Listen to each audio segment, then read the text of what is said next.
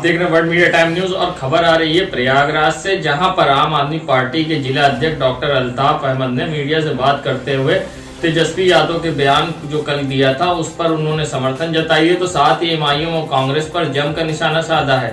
तेजस्वी यादव के उस बयान का उन्होंने समर्थन किया है जिस पर तेजस्वी यादव ने कहा था कि बिहार की जनता का महागठबंधन को समर्थन था और चुनाव आयोग का जो समर्थन था वो एनडीए की सरकार को।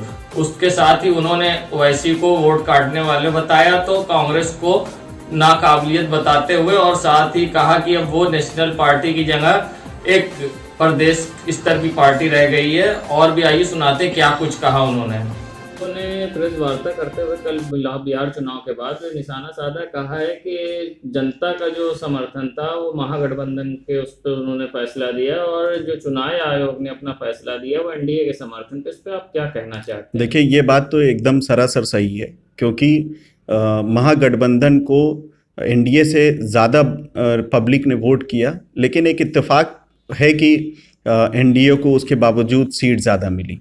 और हकीकत एक ये भी है कि महागठबंधन के हार की एक बहुत बड़ी वजह कांग्रेस पार्टी और एमआईएम है।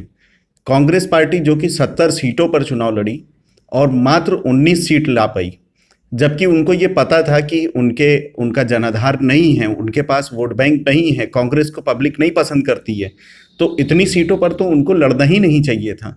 अगर वो लड़े हैं और तेजस्वी जी हारे हैं सीट, तो कहीं ना कहीं कांग्रेस एक बहुत बड़ी वजह है। और एमआईएम जो कि सिर्फ एक धर्म विशेष की पार्टी बनकर रह गई है, जिस तरह से नफरत फैलाती है आपकी भारतीय जनता पार्टी और अपनी राजनीति करती है, वैसे ही सेम हाल एमआईएम का है कि वो सिर्फ एक धर्म और एक जाति की पार्टी बनकर रह गई है, बाकी और किसी की बात वो नहीं करती है। तो इन दोनों ने आज महागठबंधन को रोकने का काम किया और इस महागठबंधन के हार की बहुत बड़ी वजह ये दोनों पार्टियां हैं। वहीं पल्लवी पटेल ने निशाना साधा कि विपक्ष शांत बैठा है, इस पर आपका क्या कहना है?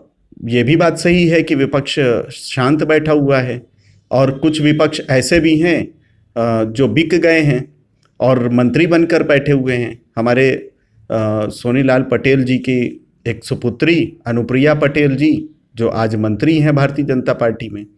तो ये बात सही है कि कुछ लोग डर कर बीजेपी में शामिल हो गए हैं और सत्ता का सुख उठा रहे हैं, और कुछ लोग डर कर नहीं बोल पा रहे हैं जिनको बोलना चाहिए था, और जो बोलने की कोशिश कर रहे हैं उनको दबाने का काम किया जा रहा है, विपक्ष को ख़त्म करने का काम किया जा रहा है।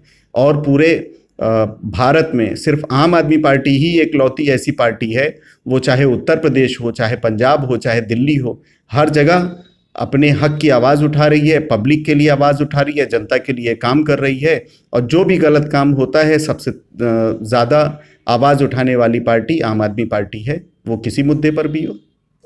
बिहार चुनाव में जैसे नीतीश कुमार का चेहरा सीएम के लिए था, मगर इसमें फ़ायदा बीजेपी को ज़्यादा मिला, इस पर क्या कहना चाहेंगे? देखिए, बीजेपी को फ़ायदा क्या मिला? ऐसी कितनी सीटें हैं जिसमें कुछ वोट से एनडीए जीता है, कुछ मात्र 10-20 वोट से जीता है। कितनी सीटें ऐसी हैं जो 500 से भी कम के अंतराल में रहे हैं। और अभी जिस तरह से रिपोर्टें आ रही हैं उसमें बहुत बड़े घोटाले का भी सामने पर्दाफाश हो रहा है। लेकिन ये कोई नई बात नहीं ना कि घोटाला हुआ है वोटों में। हम लोग पिछले 2014 से लगातार देखते आ रहे हैं कि कोई ना कोई घोटाला करके ही इस वक्त तमाम पार्टियां, या खास करके भारतीय जनता पार्टी अपने सत्ता को जो है पा रही है तमाम राज्यों में।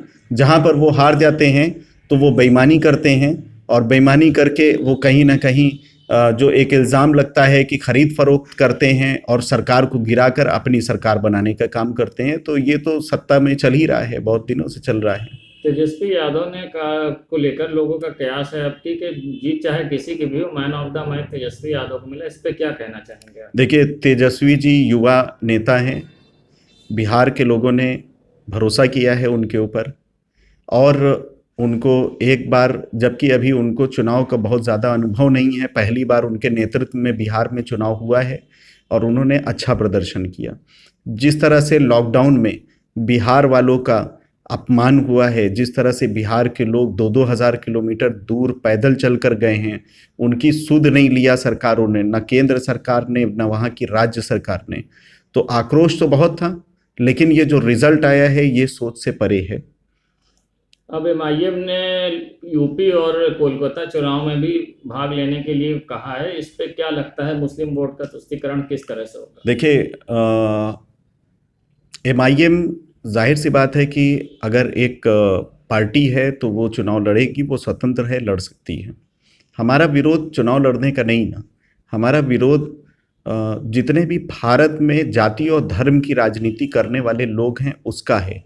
आज उत्तर प्रदेश का हाल अगर आप उठाकर देखिए तो जब से हमारा देश आज़ाद हुआ है तब से जितनी भी पार्टियां आई हैं अपनी राजनीति करने के लिए आई हैं। उन्होंने तो खूब राजनीति किया और अपनी सत्ता चलाई, लेकिन आज भी उत्तर प्रदेश को गरीब प्रदेशों में गिना जाता है। ये जब जनता को समझ में आ जाएगा तो जनता खुद ब खुद जितनी भी जाति और धर्म की राजनीति करने वाली पार्टियां उखाड़ कर फेंक देगी। तो ठीक है, अगर जो है एमआईएम लड़ना चाहती है तो स्वागत है, उनको भी अधिकार है लड़ने का। देश दुनिया की खबरों के लिए world media times news channel को सब्सक्राइब करें।